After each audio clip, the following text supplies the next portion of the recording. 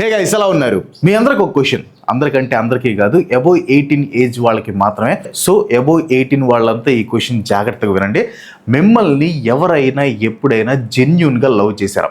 Like complete love, no limits. ఏం చెప్తే మీరు హ్యాపీగా ఫీల్ అవుతారు అని తెలుసుకొని అదే మాట్లాడటం, మీకు నచ్చిన పనులే చేస్తూ మిమ్మల్ని కంప్లీట్గా ప్రేమలో ఎవరైనా ముంచేశారా? డోంట్ వరీ, ఇది లవ్ టిప్స్ ఇచ్చే వీడియో కాదు. ఇన్ఫ్యాక్ట్ స్కూల్లో ఏ టీచర్ నేర్పించింది, మన ఫాదర్స్ మనతో డిస్కస్ చేయనివి ఒక బ్రదర్గా ఈరోజు నేను మీతో డిస్కస్ చేస్తాను. అండ్ వీడియో కంప్లీట్గా చూడండి, ఎందుకంటే ఈ వీడియోలో చెప్పే విషయాలు ఫ్యూచర్లో మనల్ని హార్ట్ బ్రేక్ నుంచి, ఫైనాన్షియల్ ఫ్రాడ్ నుంచి కూడా కాపాడతాయి. అండ్ ఇంకో ఇంపార్టెంట్ విషయం, ఈ వీడియోలో నేను ఎవరిని జడ్జ్ చేయట్లేదు, ఎవరి గురించి ఫాల్స్ న్యూస్ స్ప్రెడ్ చేయట్లేదు. న్యూస్లో ఏమొచ్చిందో అదే చెప్తాను.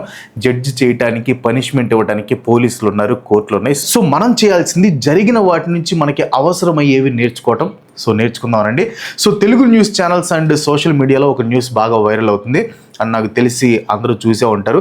Big Boss contestant and actress Ashu Reddy మీద హైదరాబాద్ సిటీ సెంట్రల్ క్రైమ్ స్టేషన్లో ఒక కేసు రిజిస్టర్ అయిందనమాట. రిపోర్ట్స్ ప్రకారం లండన్కి చెందిన సాఫ్ట్వేర్ ఇంజనీర్ వైవి ధర్మేంద్ర అనే వ్యక్తి తన తండ్రి సత్యనారాయణ ద్వారా అశు రెడ్డి మీద కేసు పెట్టాడనమాట. సత్యనారాయణ ఇచ్చిన కంప్లైంట్ ప్రకారం వైవి ధర్మేంద్ర అశు రెడ్డిని 2018లో కలిశారంట. కొన్ని రిపోర్ట్స్ ఏమో వాళ్ళు అమెరికాలో కలిశారంటున్నాయి, ఇంకొన్ని ఇండియా అంటున్నాయి. ఏదేమైనా 2018లో వీళ్ళకి పరిచయం అయింది. కొన్ని రోజులు ఫ్రెండ్షిప్ తర్వాత పెళ్లి చేసుకుంటానని చెప్పి అశు రెడ్డి ధర్మేంద్రని కన్విన్స్ చేసిందంట. ఇన్ఫ్యాక్ట్ వీళ్ళ పెళ్లికి రెండు వైపుల ఫ్యామిలీస్ కూడా ఒప్పుకున్నాయంట. ఎప్పుడైతే ఇద్దరు పెళ్లి చేసుకుందాం అని డిసైడ్ అయ్యారో అప్పటి నుంచి ధర్మేంద్ర అశు రెడ్డికి గిఫ్ట్లు ఇవ్వటం, డబ్బులు పంపటం, హై అండ్ కార్లు కొనివ్వటం చేసేవాడంట. అంతేకాదు ఇచ్చిన కంప్లైంట్ ప్రకారం 5 kgs గోల్డ్ ఇవ్వటంతో పాటు అశు రెడ్డి పేరు మీద మల్టిపుల్ ఫ్లాట్స్ కూడా తీసుకున్నాడంట ధర్మేంద్ర. ఈ కంప్లైంట్లో మైండ్ పోయే విషయం ఏంటంటే అశు రెడ్డి సిస్టర్ కూడా ధర్మేంద్ర దగ్గర నుంచి 50 లక్షలు తీసుకుందంట. సో ఓవరాల్గా ధర్మేంద్ర దగ్గర నుంచి అశు రెడ్డి 9.35 crores తీసుకుందని చెప్తున్నారు. ధర్మేంద్ర సైడ్ ఫ్యామిలీ ఎప్పుడైతే పెళ్లి కోసం ఏర్పాట్లు చేయటం మొదలు పెట్టిందో అశు రెడ్డి మ్యారేజ్ చేసుకోను అని చెప్పేసిందంట. దాంతో ధర్మేంద్ర అతని ఫాదర్ ద్వారా అశు రెడ్డి మీద చీటింగ్ కేసు పెట్టాడు. ఈ కేసు ఇప్పుడు సోషల్ మీడియాలో బాగా వైరల్ అవుతుంది. ధర్మేంద్ర వాళ్ళ ఫాదర్ కొన్ని బ్యాంక్ స్టేట్మెంట్స్ని కూడా పోలీసులకి సబ్మిట్ చేశాడు. లైక్ ధర్మేంద్ర అశు రెడ్డికి మనీ ట్రాన్స్ఫర్ చేసినట్లు ప్రూఫ్గా బ్యాంక్ స్టేట్మెంట్స్ ఉంటాయి కదా, వాటిని సబ్మిట్ చేశాడు.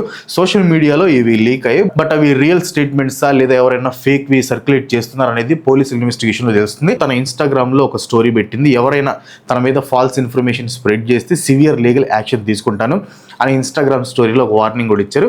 సో ఇది కేసుకి వన్ సైడ్ మాత్రమే. ఈ కేసులో ఇంకో సైడ్ ఉంది. అండ్ ఆ సైడ్ రివీల్ చేసింది అశు రెడ్డి వాళ్ళ ఫాదర్ కోయ వెంకట కృష్ణారెడ్డి అనమాట. సో ఈయన చెప్పిన దాని ప్రకారం Ashu Reddy and Dharmendra US colleagues అనమాట. వీళ్ళిద్దరూ పెళ్లి చేసుకోవాలని అనుకున్న తర్వాత ధర్మేంద్ర ఇంట్లో వాళ్ళు అశు రెడ్డి ఫాదర్కి కాల్ చేసి సంబంధం గురించి అడిగారంట.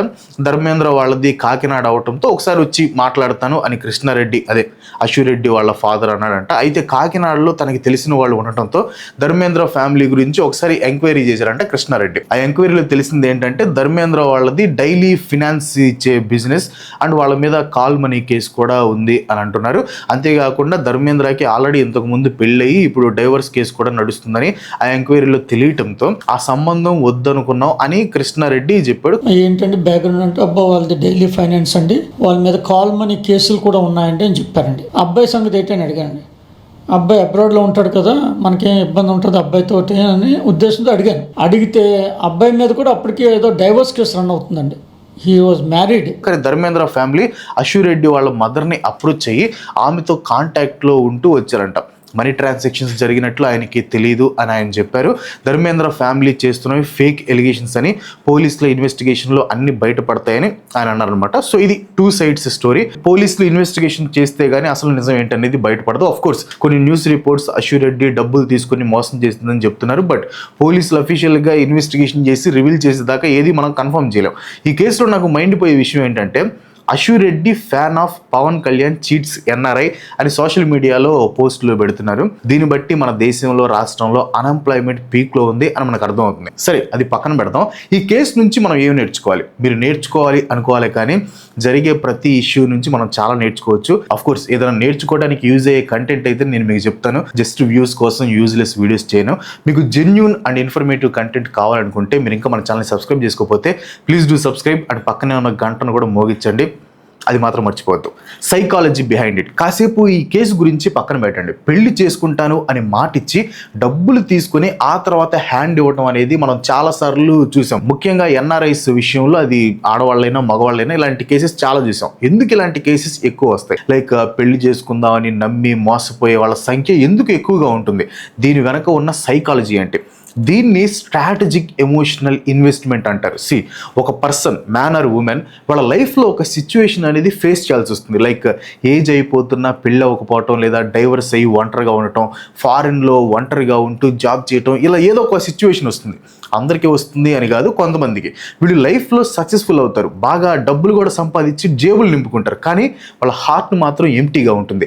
ఎమోషనల్ సపోర్ట్ కోసం ఎదురు చూస్తూ ఉంటారు. సో ఇమాజిన్, అలాంటి సిచ్యువేషన్లో అట్రాక్టివ్గా, ఇంట్రెస్టింగ్గా ఒక పర్సన్ వస్తే ఎలా ఉంటుంది? చెప్పే ప్రతి మాట వింటూ, మీ మాటని అర్థం చేసుకుంటూ, ఫ్యూచర్ గురించి ప్లాన్స్ వేస్తూ ఉంటే అన్ని రోజులు ఒంటరిగా ఉన్న వాళ్ళకి ఎక్కడా లేని హ్యాపీనెస్ వస్తుంది. అప్పటి వరకు ఎంప్టీగా ఉన్న హార్ట్ హ్యాపీనెస్తో నిండిపోతుంది. మనం పెళ్లి చేసుకుందాం, పిల్లల్ని కానీ వాళ్ళతో కలిసి మంచి ఫ్యూచర్ని బిల్డ్ చేసుకుందాం అని ఆ వ్యక్తి చెప్పగానే ప్రజెంట్ని మర్చిపోయి కలలు కంటూ ఉంటారు. దీన్నే సైకాలజిస్టులు ఫ్యూచర్ ఫేకింగ్ అంటారు. రేపటి కోసం కలలు కంటాం, వెనక ముందు ఆలోచించకుండా రేపటి కోసం ఈ రోజే ఇన్వెస్ట్ చేయటం స్టార్ట్ చేస్తారు. ఆ ఇన్వెస్ట్మెంట్ ఎమోషనల్ ఇన్వెస్ట్మెంట్ అవ్వచ్చు, లేదా ఫైనాన్షియల్ ఇన్వెస్ట్మెంట్ కూడా అవ్వచ్చు. మీరు అలా ఇన్వెస్ట్ చేయటం స్టార్ట్ చేసి ఎమోషనల్ బాండ్ ఫామ్ అయ్యాక మీ బ్రెయిన్ ఆలోచించడం ఆపేస్తుంది. దీన్నే లవ్ బ్లైండ్నెస్ లేదా హ్యాలో ఎఫెక్ట్ అంటారు. మీరు ఎవరినైనా డీప్గా లవ్ చేసి వాళ్ళతో ఎమోషనల్ బాండ్ బిల్డ్ చేసుకుంటే వాళ్ళలో ఉండే లోపాలు కూడా మీకు క్యూట్గా కనిపిస్తాయి. ఈ హ్యాలో ఎఫెక్ట్లో పడిపోయి గిఫ్ట్లు, డబ్బులు, కార్లు, డబ్బులు ఏరులో పారుతుంది. ఎందుకంటే మీరు లవ్ని ప్రూవ్ చేసుకోవాలి కాబట్టి. NRI factor. ఇప్పుడు నేను చెప్పిన దానికి ఎన్ఆర్ఐ ఎఫెక్ట్ యాడ్ చేద్దాం. అంటే ఇండియా వదిలి వెళ్ళి ఒంటరిగా ఉంటూ డబ్బు సంపాదించే వాళ్ళని తీసుకుందాం. వాళ్ళు ఎలా ఉంటారు? 10-12 గంటలు పనిచేస్తూ డబ్బులు ఇంటికి పంపిస్తూ ఫైనాన్షియల్గా స్టేబుల్గా ఉంటారు, కానీ ఎమోషనల్గా ఎంటీ. అబ్రాడ్లో ఉండే చాలామంది ఫేస్ చేసే సిచ్యువేషన్ ఇదే. ఫ్యామిలీ దగ్గర ఉండదు, కొలీగ్స్ తప్ప ఫ్రెండ్స్ ఎవరు ఉండరు, రోజంతా కష్టపడి వస్తే ఇంట్లో పలకరించే వాళ్ళు ఉండరు. సో ఇలాంటి సిచ్యువేషన్లో ఇండియాలో ఉంటున్న వాళ్ళు పరిచయం అయ్యి మీ లైఫ్లో ఉన్న ఎంటీనెస్ని ఫిల్ చేస్తే ఎలా ఉంటుంది? లవ్ అనేది వరదలాగా పుట్టుకొని వచ్చేస్తుంది. కానీ ఇక్కడ మీరు లవ్లో పడేది ఆ పర్సన్తో మాత్రమే కాదు, అప్పటి వరకు ఒంటరితనంని చూసిన మీకు వాళ్ళతో ఒక కనెక్షన్ ఏర్పడుతుంది. ఆ కనెక్షన్తో మీరు లవ్లో పడతారు. అప్పటి వరకు ఎవరూ లేరు అనే ఫీలింగ్లో ఉన్న మీలో యూ బిలాంగ్ టు సమ్వన్ అనే ఫీలింగ్ వస్తుంది. ఇంక చూసుకోండి, ఆ ఫీలింగ్ని కాన్స్టాంట్గా ఎక్స్పీరియన్స్ చేయటం కోసం మీరు ఏం చేయడానికైనా సిద్ధపడిపోతారు. ఫైనాన్షియల్ డెసిషన్స్ గురించి అస్సలు పట్టించుకోరు. ఫ్లాట్ కొని తన పేరు మీద రిజిస్టర్ చేస్తారు. అప్పుడు నేను ఎంత సీరియస్గా ఉన్నానో అర్థమవుతుంది. తనకి బంగారం కొనిస్తే నా కమిట్మెంట్ అర్థమవుతుందని మీలో మీరు సినారియోస్ని క్రియేట్ చేసుకొని ఇష్టం వచ్చినట్లు డబ్బు ఖర్చు పెడతారు. కానీ ఏం జరుగుతుందో మీకు అర్థమయ్యే లోపు సంవత్సరాలు గడిచిపోతాయి, మీ జేబులు ఖాళీ అయిపోతాయి. ఇక్కడ కొంతమంది అనొచ్చు, మా దగ్గర అంత డబ్బు లేదులే బ్రదర్, అది ఇదని. నా దృష్టిలో 100 రూపాయలు ఎలాగో వేరే వాడికి 1000 రూపాయలు, అలా ఇంకోడికి 1,00,000 రూపాయలు, ఇంకోడికి 1,00,00,000 రూపాయలు. సో మన స్థాయిని బట్టి వాల్యూ చేంజ్ అవుతుంది. అర్థమైంది కదా? ఒకడు 1,00,000 రూపాయలు పోతే ఎంత బాధపడతాడో, 1000 రూపాయలు పోతే నేను అంతే బాధపడతాను. సో ఇక్కడ డబ్బు వాల్యూ డిఫరెంట్ అవ్వచ్చు, బట్ పెయిన్ అనేది సేమ్గా ఉంటుంది. Got my point? NRI relationships అన్నీ ఇలాగే ఉంటాయి అనట్లేదు, కానీ చీటింగ్ జరిగే కేసెస్ అన్నీ ఇలాగే ఉంటాయి. ఇది ఒక ఇన్విజిబుల్ ట్రాప్ అనమాట. లవ్ అండ్ లోన్లీనెస్ అనే ఫౌండేషన్ మీద బిల్డ్ అయ్యే ట్రాప్. లవ్, లోన్లీనెస్ రెండు స్ట్రాంగ్గా ఉంటాయి కాబట్టి ఆ ట్రాప్ కూడా బలంగా మిమ్మల్ని బిగిస్తుంది. 5 వార్నింగ్ సైన్స్. సరే, ఇప్పుడు నేను మీకు రియల్ ఫ్యాక్టర్స్ గురించి చెప్తాను. మీరు యంగ్ ఏజ్లో ఉన్నా లేదా మిడిల్ ఏజ్లో ఉన్నా కూడా మీరు ఒక క్షణం ఆగి ఆలోచించాల్సిన 5 వార్నింగ్ సైన్స్ గురించి ఇప్పుడు మాట్లాడుకుందాం. ఫస్ట్ వన్ వచ్చేసి the promise of future loop. ఎవరైనా సరే ఎప్పుడు మీతో ఫ్యూచర్ గురించి మాట్లాడుతూ, ఫ్యూచర్లో మ్యారేజ్ చేసుకుందామని, మన ఫ్యామిలీ ఫ్యూచర్లో అలా ఉండాలి, ఇలా ఉండాలని, మీరు కలిసి జీవించబోయే లైఫ్ గురించి మీకు ప్రామిస్ చేస్తూ కూడా ప్రజెంట్ మాత్రం దానికోసం ఎలాంటి స్టెప్స్ తీసుకోవటం లేదంటే అదొక రెడ్ సిగ్నల్. నిజమైన కమిట్మెంట్ అనేది మాటల్లో కాదు, యాక్షన్లో కనిపిస్తుంది. Number 2, financial request start small then grow. First time మీరు ఇచ్చే గిఫ్ట్లు ప్రేమతో ఇచ్చినట్లు ఉంటుంది, సెకండ్ టైం అది న్యాచురల్గా అనిపిస్తుంది, కానీ 3, 4, 5 సార్లు అయ్యేసరికి అదొక హ్యాబిట్ అయిపోతుంది. అది చిన్న వాటితో స్టార్ట్ అయ్యి అలా పెరుగుతూ పోతుంది. ఇదొక ట్రాప్, దీన్నే ఎస్కలేషన్ అంటారు. ప్రేమలో ఇవ్వటం తీసుకోవటం అనేది న్యాచురల్గా జరిగేది, కానీ అది ఒకవైపు నుంచే జరుగుతూ ఉంటే ఓవర్ ది టైం అది చాలా డేంజరస్గా మారుతుంది. ఫస్ట్ రీఛార్జ్ చేయించుకోవడంతో స్టార్ట్ అయ్యి తర్వాత షాపింగ్, ఎక్స్పెన్సెస్ అలా పెరుగుతూ పోతుంది. అప్పిచ్చేవాడు అడవికి పోతే తీసుకునేవాడు తీర్థయాత్రకి పోయాడంట. ఇలాంటి రిలేషన్లో చివరికి లాస్ అయ్యేది మీరే. ఆపోజిట్ పర్సన్కి నిజంగా అవసరం ఉందా లేకపోతే మిమ్మల్ని వాడుకుంటున్నారా అని సెన్స్ చేసే నాలెడ్జ్ మీకు ఉండాలి. నెంబర్ 3 వచ్చేసి your vulnerabilities are perfectly known. మీ లైఫ్లో ఉన్న పర్సన్కి మీ ఎమోషనల్ వీక్ స్పాట్స్ అన్ని తెలుసని మీరు నోటీస్ చేస్తే జాగ్రత్త. మీరు లోన్లీగా ఉంటే వాళ్ళు కంపెనీ ఇస్తారు, మీకు స్టెబిలిటీ కావాలంటే ఫ్యామిలీ గురించి మాట్లాడతారు, మీకు వ్యాలిడేషన్ కావాలంటే ప్రైజ్ చేస్తారు. నిజమైన లవ్ ఎప్పుడు మీ వీక్నెస్ని టార్గెట్ చేయదు, దాన్ని ఓవర్కమ్ చేయడానికి హెల్ప్ చేస్తుంది. నెంబర్ 4 వచ్చేసి assets get registered in their name early. ఇది చాలా స్పెసిఫిక్ అండ్ ప్రాక్టికల్ వార్నింగ్ అనమాట.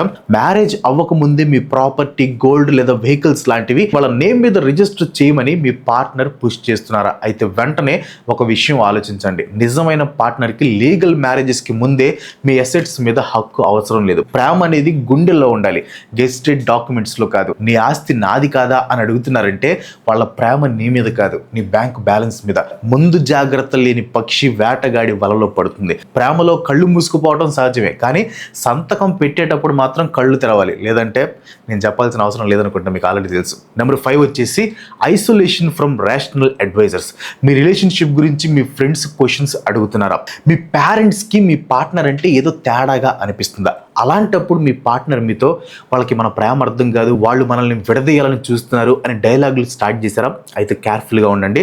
ప్రతి స్కామ్లో ఒకటే గోల్డెన్ రూల్ ఉంటుంది, అదేంటంటే క్వశ్చన్ చేసేవాడు పక్కన ఉండకూడదు. మీ వెల్ విషర్స్ మీద లేనిపోనివి చెప్పి మిమ్మల్ని వాళ్ళకి దూరం చేస్తున్నారంటే మీరు తన మీద మాత్రమే డిపెండ్ అయ్యేలా చేయాలి అనుకుంటున్నారు అని అర్థం. ట్రూ రిలేషన్ అనేది మిమ్మల్ని నలుగురిలో తలెత్తుకునేలా చేస్తుంది, అందరి నుంచి దాక్కునేలా చేయదు. మీరు మీ వెల్ విషర్స్ని దూరం చేసుకుంటున్నారంటే మీ నాశనానికి మీరే రూట్ క్లియర్ చేసుకుంటున్నారు అని అర్థం. మీరు చాలా స్మార్ట్ అని ఫీల్ అవుతున్నారా? నేను సాఫ్ట్వేర్ ఇంజనీర్ బాస్ని, కోడింగ్లోనే లూప్స్ కనిపెడతాను, ఈ ఎమోషనల్ లూప్స్ నాకు తెలియవా అనుకుంటున్నారా? అయితే మీరు నమ్మలేని విషయం ఒకటి చెప్తాను వినండి.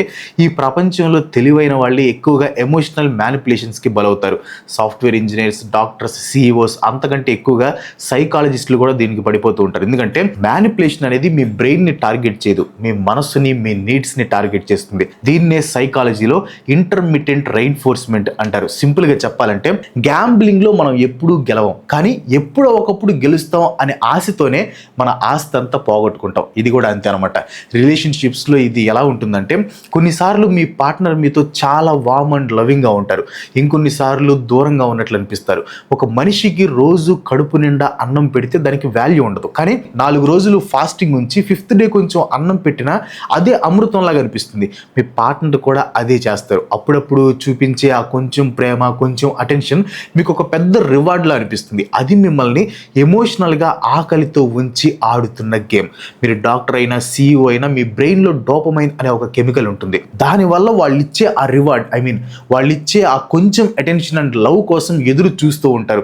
దానికోసం వర్క్ చేస్తారు, ఎక్కువ టైం స్పెండ్ చేస్తారు, ఏదైనా ఇవ్వటానికి రెడీ అవుతారు. దీని నుంచి తప్పించుకోవడానికి మీ తెలివితేటలు సరిపోవు, సెల్ఫ్ అవేర్నెస్ ఉండాలి. ఒక్కటి గుర్తుపెట్టుకోండి, రియల్ లవ్ అనేది స్టడీ గ్రాఫ్లో ఉండాలి, అంతేగాని స్టాక్ మార్కెట్ లాగా రోజు పైకి కిందకి అప్ అండ్ డౌన్స్తో ఉంటే మీరు ఇన్వెస్ట్ చేస్తుంది లవ్లో కాదు, స్కామ్లో. మిమ్మల్ని ఎవరో ఆడిస్తున్నారు అని మీరు రియలైజ్ అయిన రోజే ఆ గేమ్కి ఎండ్ కార్డ్ పడుతుంది. సరే, ఇప్పుడు లవ్కి దూరంగా ఉండకుండా మిమ్మల్ని మీరు ఎలా ప్రొటెక్ట్ చేసుకోవాలో చూద్దాం.